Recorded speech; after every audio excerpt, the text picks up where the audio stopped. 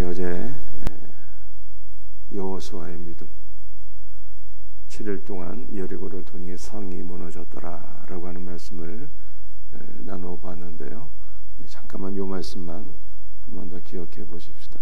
여호수아가 제사장을 불러서 여리고 성을 무너뜨릴 수 있는 영적 비밀을 가르쳐 줬는데, 제사장들이 언약궤를 메고 6일 동안 하루에 한 바퀴씩 그렇게 돌고, 마지막 7일째는 7바퀴를 돌 때 성이 무너질 것을 말씀했습니다. 그래서 여리고 성에는 6이라고 하는 숫자와 7이라고 하는 숫자가 등장하죠. 6일 동안 돌고 7일째는 7바퀴를 돌고. 여러분들, 6이라고 하는 숫자는 우리 인간의 육신의 숫자를 의미하는 것입니다. 그래서 우리는 육신으로 사는 날 동안 날마다 언약궤를 메고 그리스도를 증거하는 삶을 살아야 돼요. 또 여호수아는 제사장들에게 이르기를 6일 동안 양강나팔을 들고 여리고 성을 돌라고 말씀했어요. 우리는 6일 동안 우리 육신의 삶으로 사는 날 동안 진실로 주 예수의 복음의 나팔을 듣고, 날마다 복음의 나팔을 듣고 언약궤 되시는 그리스도를 증거해야 되는 것입니다. 오늘 하루도 복음의 나팔을 들고 복음의 나팔을 듣고 주 예수를 증거하는 복된 삶이 있기를 예수님의 이름으로 축복합니다. 그리고 여호수아가 7일째는 7바퀴를 돌라고 하잖아요. 복음의 나팔을 크게 불라고 말씀했습니다. 7은 영혼의 숫자예요. 우리는 육신의 날 동안 복음의 나팔을 듣고 주 예수의 복음을 증거하지만, 또한 하늘에 속한 자로서, 영혼에 속한 자로서 영원하신 하나님을 우리가 찬양하게 될 때, 복음의 나팔로 찬양하게 될 때 사탄의 경관진이 무너지고 많은 영혼들을 구원할 수 있는 능력의 사람들이 될 것을 믿으시기를 바랍니다. 자, 오늘은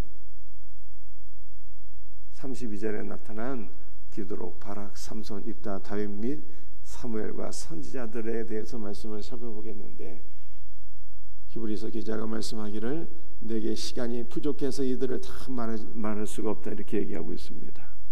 그래서 저도 시간이 없어갖고 다 말하기는 쉽지 않을 것 같아요.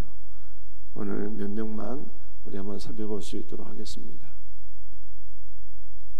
먼저 사사 기드온의 믿음을 우리 한번 살펴볼 수 있기를 원합니다. 말씀을 같이 읽어보겠습니다. 기드온이 밀을 포도틀에서 타작하더니 여호와의 사자가 기드온에게 나타나 이르되 큰 용사여 여호와께서 너와 함께 하시도다. 기드온의 이름의 뜻은 나무를 베다 라고 하는 뜻입니다. 이것은 기드온의 직업이 나무 베는 나무꾼이다 라고 하는 뜻이 아니고요, 기드온이 하나님의 부르심을 받고 나서 바알과 아세라 신상을 쪼개는 자가 됩니다. 바알의 제단을 다 회파하는 자가 됩니다. 그래서 하나님께서 기드온의 이름을 너는 우상을 회파하는 자가 될 것이다 이렇게 지어주신 것입니다. 저와 여러분들도 그리스도 안에서 모든 우상들을 제거하고 모든 사탄의 세력을 물리치는 그리스도의 용사로 하나님께서 우리를 불러주신 것을 믿으시기를 바랍니다. 밀을 포도주 틀에서 타작하더니 라고 말씀하고 있습니다. 이스라엘의 곡식은 두 가지예요. 밀과 보리입니다. 이 두 가지를 재배하는데 주식이 바로 밀이죠. 그런데 밀을 타작하는 장소는 어디일까요? 기드온은 포도주 틀에서 밀을 타작을 했지만 밀을 타작하는 장소는 포도주 틀이 아닙니다. 포도주 틀은 포도를 으깨서 포도즙을 얻는 곳이 바로 포도주 틀입니다. 밀을 타작하는 장소는 산등성이의 넓은 평지인 것입니다. 산등성이의 넓은 평지에서 소를 사용해서 밀을 타작하게 됩니다. 그런데 기드온은 왜 산등성의 넓은 평지에서 밀을 타작하지 아니하고 포도주 틀에서 밀을 타작했을까요? 기드온은 미디안의 압제 속에서 살았습니다. 그래서 미디안 사람들이 곡식을 추수하고 타작할 때가 되면은 이 다 싹쓸이 해갔어요. 미디안 군사들이 모든 곡식을 다 빼앗아 갔습니다. 그래서 산등성이의 넓은 평지에서 밀을 타작하지 못하고 다 빼앗길까봐 포도주 틀에서 몰래 숨어서 소량의 밀만 타작하게 되었습니다. 그러니까 이 말씀을 통해서 나타나는 기드온은 어떤 사람이었을까요? 기드온은 소심하고 두려움과 걱정이 많은 사람이었습니다. 그런데 여호와의 사자가 기드온에게 나타나셨어요. 그래서 말씀하시기를 큰 용사여, 여호와께서 너와 함께 하시는구나, 이렇게 말씀했습니다. 여러분들에게 말씀이 잘 맞지가 않잖아요. 분명히 기드온은 미디안 사람들에게 곡식을 빼앗길까봐 포도주 틀에서 몰래 소심한 마음으로 이렇게 타작하는 그러한 겁 많은 사람이었는데, 여호와의 사자는 기드온에게 큰 용사라고 말씀했잖아요. 왜 그렇게 말씀했을까요? 그러므로 밀을 포도주 틀에서 타작한다는 것은 다른 영적인 의미가 있는 것임을 우리가 깨닫게 되는 것입니다. 여러분들, 밀을 포도주 틀에서 타작한다는 것이 무슨 뜻일까요? 포도주 틀은 바로 교회를 가리키는 것입니다. 왜냐하면 교회는 신령한 포도주, 주 예수의 보혈이 흐르는 곳이기 때문입니다. 여러분들 믿습니까? 여러분들, 밀을 포도주 틀, 즉 교회 안에서 밀을 타작한다는 것은 무슨 뜻이겠습니까? 밀은 생명의 양식이 되시는 예수 그리스도를 가리키는 거예요. 그러므로 기드온은 어떤 사람이었습니까? 포도주 틀, 즉 주님의 보혈이 흐르는 교회 안에서 생명의 양식 주 예수 그리스도를 먹는 자였더라, 이렇게 말씀하고 있어요. 여러분들, 우리도 마찬가지입니다.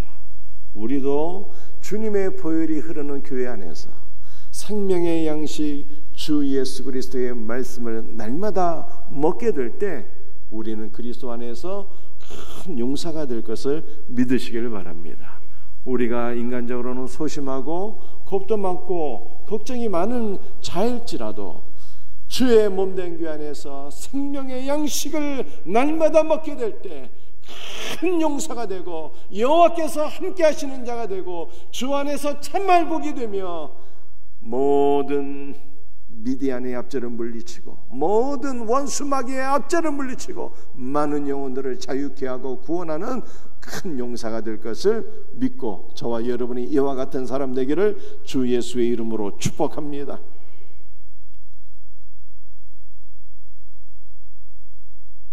두 번째로 우리 바락의 믿음, 어떤 믿음이었을까요? 바락의 믿음. 사사기 4장 4절을 우리 한번 같이 읽어보겠습니다. 시작. 바락이 스불론과 납달리를 게데스로 부르니 10,000명이 그를 따라 올라가고 드보라도 그와 함께 올라가니라. 또 7절 말씀도 한번 읽어보겠습니다. 내가 야벤의 군대 장관 시스라와 그의 병거들과 그의 무리를 기송강으로 이끌어 내게 이르게 하고 그를 내 손에 넘겨주리라 하셨느니라.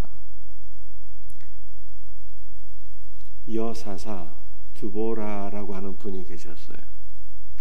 그런데 이 드보라가 바락에게 하나님의 말씀을 대언하게 됩니다. 바락이라고 하는 사람은 이름의 뜻이 축복하다라고 하는 뜻이에요. 여사사 드보라가 바락에게 하나님의 말씀을 대언하게 되었는데 하나님께서 이렇게 말씀하셨습니다. 내가 가나안 왕 야빈의 군대 장관 시스라와 그의 병거들과 그의 모든 무리를 기송강으로 이끌어내어서 그들을 너의 손에 붙이리니 너는 일어나서 가나안 왕 야빈의 모든 군대를 물리칠지어다. 이렇게 바락에게 말씀하셨습니다. 그런데 바락의 믿음은 어떤 믿음이었을까요? 여사사 드보라를 통한 하나님의 말씀을 듣고 순종한 믿음이었어요. 그런데 바락이 여사사 드보라의 말을 듣고 순종하는 것은 매우 어려운 일이었습니다. 왜냐하면 바락 시대에 가나안 왕 야빈이 이스라엘을 압제했는데 장장 20년 동안 통치했어요. 막강한 군사력으로 이스라엘을 압제하고 통치했습니다. 가나안 왕 야빈에게는 철병고 900대가 있었어요. 지금으로 말하면 탱크 900대로 이스라엘 전역을 압제하고 통치했던 것입니다. 이러한 상황 속에서 막강한 군사력이 있는 야빈을 대적하고 야빈의 군대를 물리치고 바락이 이스라엘을 구원하기는 거의 불가능한 일이었어요. 그러나 바락의 믿음은 어떤 믿음이었습니까? 불가능한 상황 속에서 하나님의 말씀을 신뢰하고 하나님의 말씀에 순종하는 믿음이었습니다. 저와 여러분들도 주님께서 뭐를 말씀하시든지 아무리 그 말씀이 우리의 인간의 생각과 판단으로 불가능한 것일지라도 오직 전능하신 하나님을 의지하고 신뢰하고 순종하게 될 때 기적의 주인공들이 될 것을 믿으시기를 바랍니다. 우리를 바라보지 말고 상황을 바라보지 말고 전능하신 하나님을 신뢰하고 의지하고 주의 말씀에 순종하는 복된 성도들이 되기를 예수님의 이름으로 축복합니다. 여러분들, 바락의 믿음은 두 번째 어떤 믿음이었을까요? 바락의 믿음은 약한 자를 들어 사용하시는 하나님을 신뢰하는 믿음이었어요. 여러분들, 바락의 군대는 어떤 사람들로 구성되어 있습니까? 바락의 군대는요, 스불론과 납달리 사람 10,000명으로 구성된 매우 연약한 부대였습니다. 스불론은 어떤 사람이었을까요? 스불론은 여러분들이 기억하십니까? 야곱에게는 2명의 부인과 2명의 여종이 있었어요. 그 2명의 부인 가운데 첫 번째 부인이 레아였는데 레아가 6명의 아들을 낳게 됩니다. 그런데 그 6명의 아들 가운데 가장 막내 아들이 바로 스불론이었어요. 여러분들, 이 장자는 아버지의 모든 것을 다 상속받고요, 가문의 대표자가 되고 또 동생들에게 보살피게 됩니다. 반면에 막내는 어떨까요? 어렸을 때부터 사랑만 받고 보살핌만 받는 거예요. 가장 연약하기 때문에 그렇습니다. 그래서 스불론은 그냥 사랑만 받고 보살핌만 받는 유약한 막내였어요. 스불론 지파도 이스라엘 12지파 가운데 작은 지파였습니다. 납달리는 어떠한 사람이었을까요? 여러분들, 야곱의 부인 가운데 두 번째 부인이 이름이 라헬이었어요. 그런데 라헬에게 몸종이 있었는데 라헬이 아들을 낳지 못하게 되자 자신의 몸종을 남편에게 주어서 아들을 낳게 됩니다. 그래서 이 라헬의 몸종의 이름이 비라였는데 이 비라가 야곱의 아들을 낳게 되죠. 그 아들의 이름이 바로 납달리였어요. 그러니까 납달리는 여종의 아들이 여종의 아들. 본 부인의 아들이 아니라 여종의 아들이었고요. 그는 이스라엘 12지파 가운데 가장 작은 지파이기도 합니다. 그러니까 바락의 군대는 이스라엘 12지파 가운데 가장 작은 지파들로 구성되어 있습니다. 가장 작은 지파들 가운데 고작 10,000명이 바락의 뒤를 따라서 전쟁에 임하게 되었습니다. 그럼에도 불구하고 하나님은 연약한 자들을 들어 사용하셔서 그 막강한 가나안 왕 야빈의 군대를 물리치고 이스라엘을 구원하셨던 것입니다. 그러므로 바락의 믿음은 어떤 믿음입니까? 하나님은 연약한 자를 들어 사용하시고 연약한 자를 통해서 구원의 역사를 이루시는 분인 것을 믿는 믿음이었어요. 우리는 바락의 믿음이 어떤 믿음인가를 조금 더 살펴볼 필요성이 있습니다. 여러분들 우리 이스라엘 지도를 한번 보실까요? 이스라엘 지도를 보시게 되면 저 북쪽에 이게 하늘색으로 표시된 부분이 갈릴리 호수예요. 그런데 갈릴리 호수 우리가 서북쪽에 보게 되면 납달리 지파가 위치해 있고요. 또 갈릴리 호수 서편에는 스불론 지파가 위치해 있는 것을 우리가 보게 됩니다. 그런데 이 납달리와 스불론 지파 사람들이 누구의 부르심을 받게 됩니까? 예수님의 부르심을 받아요. 그래서 납달리와 스불론에서 그리스도의 제자들이 나오는 거예요. 그러므로 바닥의 믿음은 어떤 믿음이었을까요? 장차 예수께서 오셔서 가장 연약한 납달리와 스불론에서 제자들을 부르시고 그 제자들이 그리스도와 연합하여서 그들을 통해서 주 예수의 복음이 세상 만방에 전파되고 하나님께서 복음을 통해서 많은 나라와 민족들을 구원하실 것을 믿는 믿음이었다는 것입니다. 여러분들 바락의 믿음은요, 가장 연약한 자들을 주님께서 부르시고 주님께서 그들을 들어 사용하실 것을 믿는 믿음이었어요. 그러므로 오늘 저와 여러분들이 어떤 상황 속에 있을지라도 우리가 아무리 주 안에서 연약한 자일지라도 우리는 소망을 갖고 살아야 돼요. 왜냐하면 우리 하나님은 강한 자를 들어 사용하시는 것이 아니라 연약한 자들을 들어서 사용하시는 하나님이시기 때문입니다. 그러므로 우리는 이렇게 기도해야 돼요. 주여, 나는 비록 약하지만, 연약하지만 주여, 연약한 자를 들어 사용하시는 주님, 저를 붙잡아 주시고 저를 강하게 하시고 저를 통해서 주님의 역사를 이루어 주옵소서 라고 기도하시고 이 믿음으로 승리하는 복된 성도들이 되시기를 주 예수의 이름으로 축복합니다.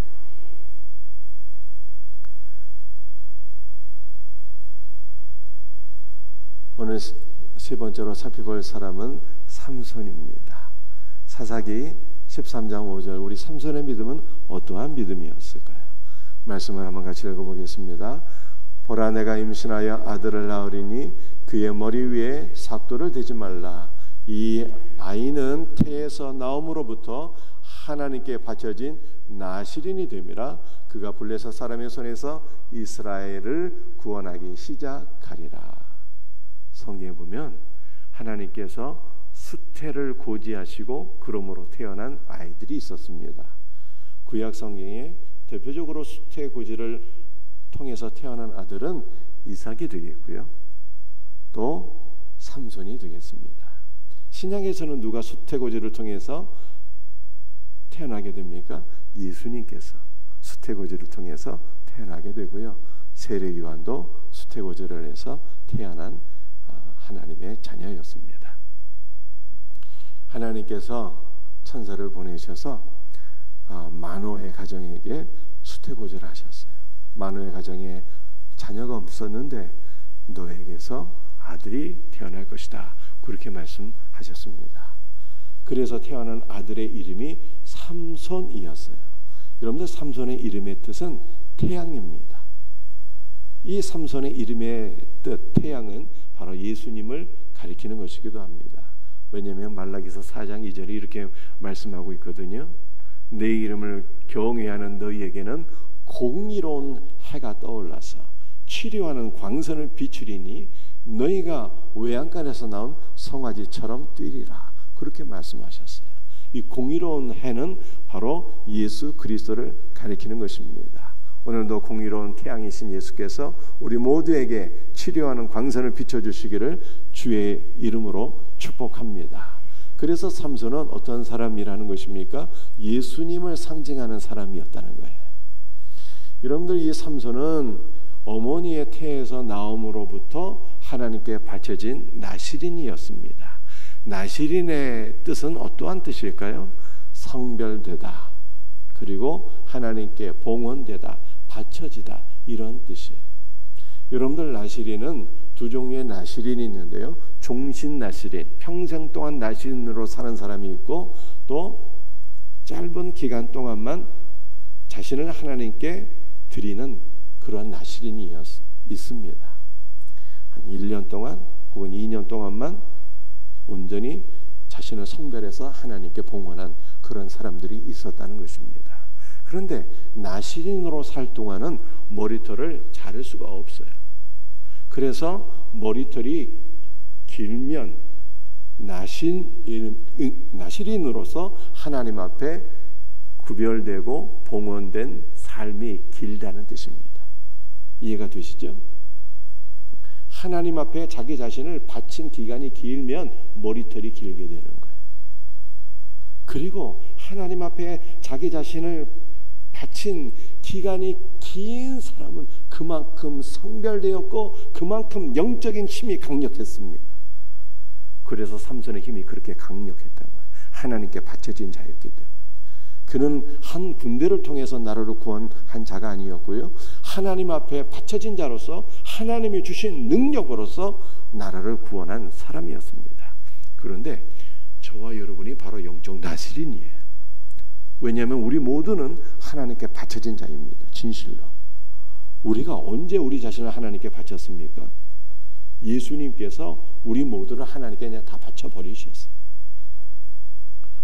우리 예수님은 십자가상에서 번제물로서 자신을 하나님께 드리셨거든요. 번제는 온전한 헌신의 제사예요. 그래서 예수님은 십자가에서 물 한 방울, 피 한 방울 남김없이 다 하나님 앞에 헌신했잖아요. 그러므로 우리가 구원을 받았어요. 하나님 앞에 예수님은 온전히 헌신된 제물로 바치셨는데 자신을 그때 우리가 예수 그리스도 안에서 예수님과 연합되어서 우리 모두가 하나님 앞에 바쳐진 자가 된 것을 믿으시길 바랍니다. 주님이 우리를 그냥 다 바치셨어요. 하나님 앞에. 그래서 우리는 하나님께 봉헌된, 하나님께 바쳐진 하나님의 것이 된 것을 믿으시길 바랍니다. 여러분들, 우리는 일평생 하나님 앞에 봉헌된 자로 사는 거예요. 주님이 그렇게 바치셨어요. 그러므로 우리는 영적 나시린이고 저와 여러분이 하나님의 소유예요. 여러분들, 삼손의 힘이 왜 강했습니까? 하나님 앞에 바쳐진 자로 살았기 때문에 그의 힘이 강력했던 것입니다. 그러므로 여러분들, 우리도 믿음이 있어야 돼요. 우리 모두가 그리스도 안에서 하나님께 바쳐진 자이기 때문에 그 누구도 우리를 대적할 수가 없는 거예요. 우리는 그리스도 예수 안에서 하나님께 바쳐진 자이기 때문에 하나님의 능력이 우리와 함께 하시는 것을 믿으시길 바랍니다. 그 누구도 우리를 대적할 수가 없어요. 어떠한 원수마귀도 우리를 대적할 수가 없습니다. 우리가 가는 모든 것에, 우리가 그리스도와 연합되어 가는 모든 것에, 그리스도 이름으로 행하는 모든 것에 원수마귀가 물러가고 많은 사역의 열매가 맺히고 하나님께 영광이 될 것을 믿으시기를 바랍니다. 삼손의 믿음은 하나님께 봉헌된 자로 내가 바쳐졌다는 것을 믿는 믿음이었어요. 두 번째로 삼손의 믿음은 어떤 믿음이었을까요? 삼손의 믿음은 그리스도와 함께 죽는 것을 믿는 믿음이었어요. 삼손이 하나님 앞에 봉헌된 자로 살았을 동안에는 하나님의 능력이 함께했습니다. 위대한 역사를 이루었습니다. 그런데 그가 하나님 앞에 바쳐진 자로 살지 못한 때가 있었어요. 드릴라의 유혹을 받아서 머리털이 다 밀리게 되고, 그러자 하나님의 능력이 떠나가게 되었습니다. 블레셋 사람들에게 사로잡혀서 두 눈 뽑히고 조롱거리가 되어버렸습니다. 그래서 그는 마지막 최후로 하나님 앞에 기도했어요. 주 여호와여, 이번만 나를 생각하사 하나님의 능력을 주옵소서. 블레셋 사람들이 나의 두 눈 뺀 이 원수를 내가 단번에 갚게 하여 주옵소서. 그렇게 회개하면서 하나님의 능력을 구하게 되었습니다. 그리고 그가 마지막 다곤의 신전에서 죽게 됩니다. 다곤의 신전, 이 블레셋 신전이거든요. 그 다곤의 신전에 수천 명 많은 사람들이 몰려들게 되는데, 삼손이 두 눈 뽑혀서 맷돌을 돌리는 그 비참한 광경을 바라보면서 조롱하기 위하여 수많은 사람들이 몰려들었는데, 내가 이 블레셋 사람들과 함께 죽기를 원하노라 하면서 다곤의 신전을 버티고 있는 두 기둥을 끌어안고 몸을 굽히게 될 때 그 신전이 무너져서 그곳에 있는 모든 사람들이 다 죽게 됩니다. 그런데 삼손이 죽을 때 죽인 사람의 숫자가 살았을 때 죽인 사람들의 숫자보다 더 많았더라, 이렇게 성경이 말씀하고 있어요. 그러므로 삼손은 그가 죽음을 통해서 블레셋을 물리치고 이스라엘을 구원하는 위대한 사사가 되었다는 것입니다. 그런데 이것이 바로 예수 그리스도의 예표였어요. 예수님은 십자가의 죽으심으로 저와 여러분들을 구원한 것 아니겠습니까? 삼손이 이 믿음으로써, 그리스도와 함께 죽는 믿음으로써 블레셋을 물리치고 이스라엘을 구원한 위대한 사사가 된 것입니다. 사랑하는 성도들이여, 우리는 내가 살았을 때는 하나님 앞에 바쳐지는 제물도 될 수가 없고요, 내가 살았을 때는 그 어떠한 열매도 맺을 수가 없어요.